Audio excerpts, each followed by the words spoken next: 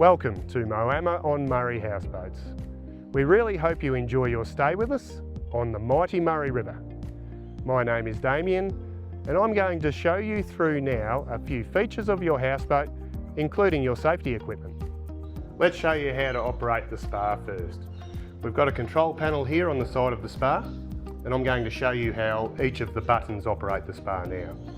At the moment you can see our set temperature is 34 degrees and the actual temperature of the spar water is only 17, so it's quite cold.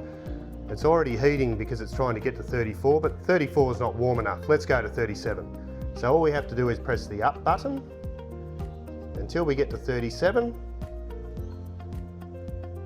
Press OK, and we can see our set temperature now is 37. Now if we want to go back down to 34, we press the down button until we get to 34 and press OK, and now our set temperature is 34. This flame indicates that the heater is on and working. So at the moment, because we're only on 17 and it's trying to get to 34, it's going to keep heating until it gets to 34 and then the flame will go off. These buttons along here are your jets. These are your bubbles. These are your party lights. This button here is a sanitise button. When you turn that on, that sends the water through the filters for 20 minutes to clear the water up. Now if you do notice that the water's gone a little bit cloudy, all you need to do is add a little bit of bromine in it, and we've got some here under the barbecue.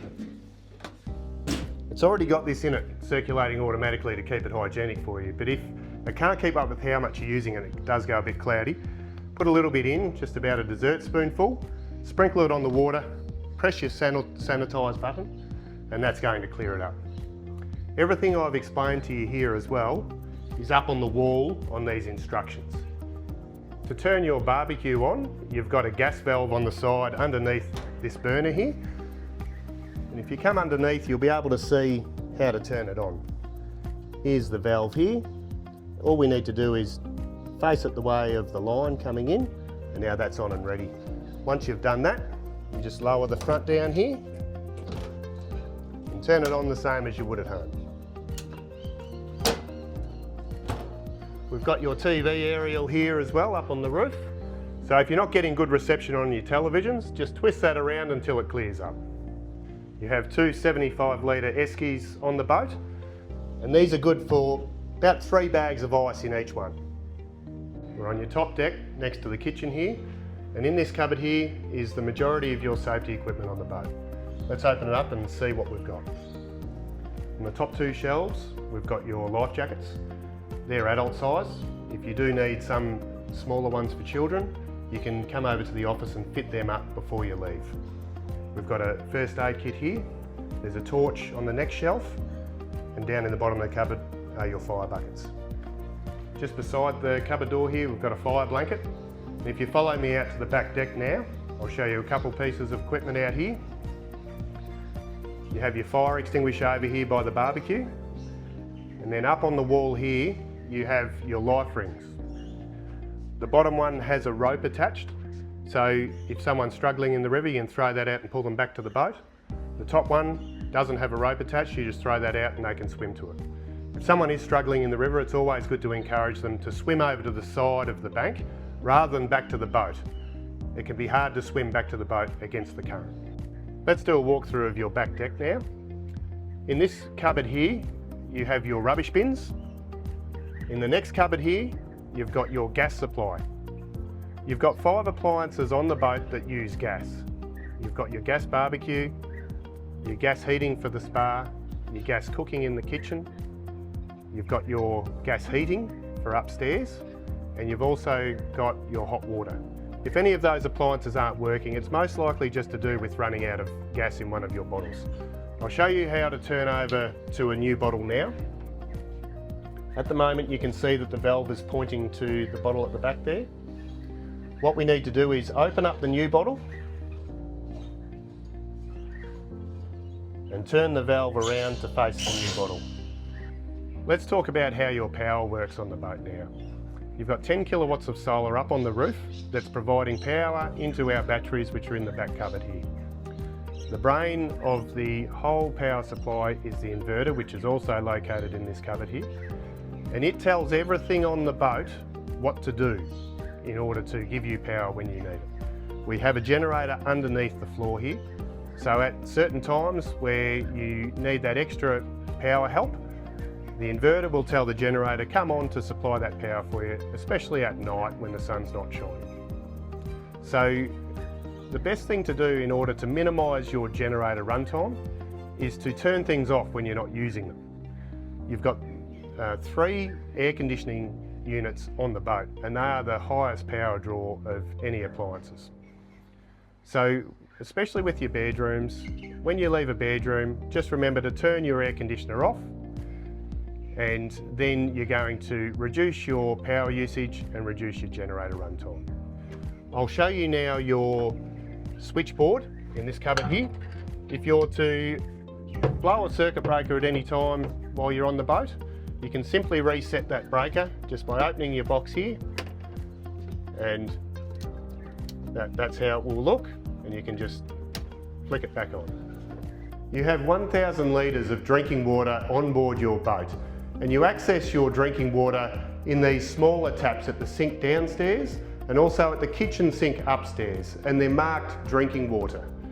The rest of the boat you're supplied with filtered river water, which is perfectly fine for washing your dishes in and bathing in, but it's no good for drinking and cooking. So make sure you use the marked taps for drinking and cooking purposes. We capture all of your water that goes down the sinks and drains in large waste tanks underneath the boat. There's about 5,000 litres of storage, which will be ample for your holiday. But the main thing to keep in mind is just to not leave your taps running indefinitely, because we do capture all of your water and we don't want you to be in a position where you fill your tanks prematurely. You have another fire extinguisher and a fire blanket downstairs near the helm, and I'll show you through the helm now. These are your navigation lights here, but you don't drive at night anyway, so you're not going to require these during your stay. It's just good to know what they do. This here is your diesel fuel gauge for your generator, and this is your petrol fuel gauge for your outboard engines. These are your keys to turn your engines on. This is your rudder indicator, so you know which way you're steering. If it's pointing to the right, it means the boat's going to go right. If it's pointing to the left, it means that your boat's going to go to the left. This is your GPS, so you can see where you're heading. This is your horn, and this is your tachometer here, so you can see what revs that the engines are sitting on. And this is your hand control. It needs to be neutral for the engines to be able to be started, and neutral is in the centre of the hand control. And you've got another set of keys for your front door here too.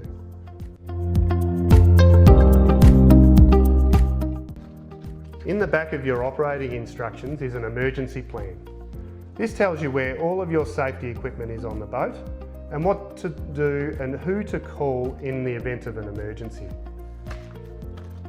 We have some emergency procedures here, and that describes what to do in certain scenarios. So it's good to look through those and just have a think through some of those potential things that could happen while you're on the boat. We have a CPR chart for your use in case of emergency. Heading to the front of the book, we have some welcome information and how to drive the houseboat, a few tips, some general things to be aware of on the river, another emergency plan and safety equipment, and this one explains how things work on the boat. So if something doesn't work while you're on the boat, you can come to this information and that should tell you how to fix it. And then how your services work on the boat as well. I'll take you through your maps now. Starting at Moama on Murray Houseboats, under the Echuca Moama Bridge, we'll head upstream. The first obstacle we come to is this green buoy. On the map it says avoid inside of the bend. Green buoy, pass on the New South Wales side of the marker. New South Wales. So when we come to this buoy, we need to pass on the New South Wales side of the marker. When we come back downstream, be on the New South Wales side of the marker. The next obstacle we come to is this red buoy. When you pass that, it says avoid the inside of the bend. Red buoy, pass on the Victorian side of the marker. Victoria. So we need to be on the Victorian side when we go past, and when we come back, be on the Victorian side of that marker. The next obstacle is Horseshoe Lagoon. We have a no entry sign there. Please don't go into the lagoon because you can get stuck. Turning over the page and heading upstream towards the Goulburn River, we see that lagoon again. It takes around about 3.5 hours to get to the Goulburn River junction, and that's your upstream limit. Please don't go past the Goulburn River junction because you can get stuck as it gets shallower and narrower. Always be parked on the Victorian side of the river unless you know there's good access on the New South Wales side. The reason being is that in case of emergency, we can access you through these four-wheel drive tracks much more quickly than coming by boat. It may only be 15 to 20 minutes by four-wheel drive as opposed to 1 hour by boat. So it's a good protection in case of emergency. Heading back down to Echuca and going downstream, back to Moama on Murray Houseboats. Heading through town, you're going to need our assistance heading downstream. So we come on the boat with you if you want to go through town, just to help you through. It only takes 15 to 20 minutes. Once you're through town, you're self-sufficient and you can come back through town yourself because it's much easier to control the boat heading into the current. We're always there to help you though in case, if you do want our assistance to come back through town, we're always there to help you. Heading downstream, we have information of where to park to access Echuca and where to park to access Morrison's Winery. We have a no entry sign into the Campaspe River. Heading on to the next map, we're back outside of Echuca into the State Forest and National Park, heading down towards Turrumbary Weir. We have all the maps here for you to be able to navigate your way down to the weir. It's around about 88 kilometres, and we have only ever had 1 or 2 people go all the way to Turrumbary because it is so far. Keep in mind that your boat is travelling an average of 5 kilometres per hour. So if you do have expectations for where you want to be, it's good to have a conversation with our team before your arrival, or go through these maps and just make sure you're aware of how much travel time you're going to be required to do. If you need to come back to the marina at any time during your stay, you're going to need our assistance in order to moor your boat. So please give us plenty of notice so that we can be there at the time that you want us. Keep in mind also that if you have any plans for your time on the boat, any bookings anywhere, if you have guests that are coming late, discuss your plans with our staff and they may be able to help make things easier for you. You have all the information now to begin your holiday. When you're ready to go, head to the office and let one of our friendly staff know that you're ready for your driving lesson. We really hope you enjoy your stay with us.